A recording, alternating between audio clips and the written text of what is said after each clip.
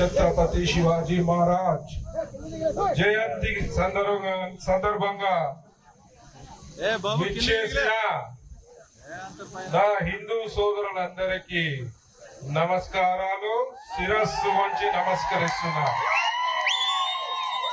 అలాగే విచ్చేసిన మా సోదరిమణులందరికీ కూడా నమస్కారం. నాకు ఇక్కడ చూస్తుంటే ఒక్కొక్కరు చూస్తుంటే వీర శివాజీ కనబడుతుంది. నాకు ఇక్కడ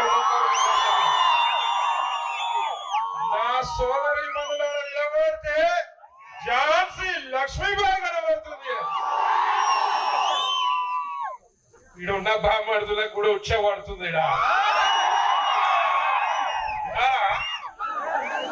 ఉన్నారా? అప్పుడెప్పుడు ఓ పాస్టర్ గారు వచ్చిండ నా దగ్గరికి, దొంగ పాస్టర్ గారు. చూసురు కదా దొంగ పాస్టర్లు ఎట్లుంటారు, కింద పడిపోతారు, మంచిగా అవుతారా. టచ్ అంటే గుడ్డ ఆమె కళ్ళు తెరిచి నడుస్తుంది. టచ్ అనగానే కూటోడు లేచి ఉరకబడుతున్నాడు. అమ్మ ఇదేం టచ్ రా నాయన.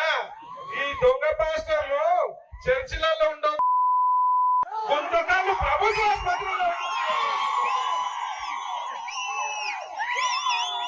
ఆయన అమ్ముతున్నాడ కదా. గుత్తి అదే గుత్తిలేనా చర్చిలా?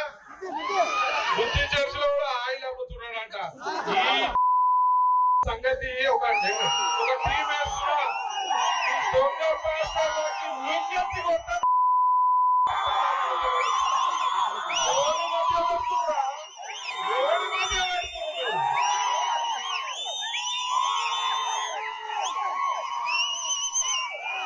నదులన్నీ కలిసి ఎడవై కలుస్తాయి, సముద్రంలో కలుస్తాయి.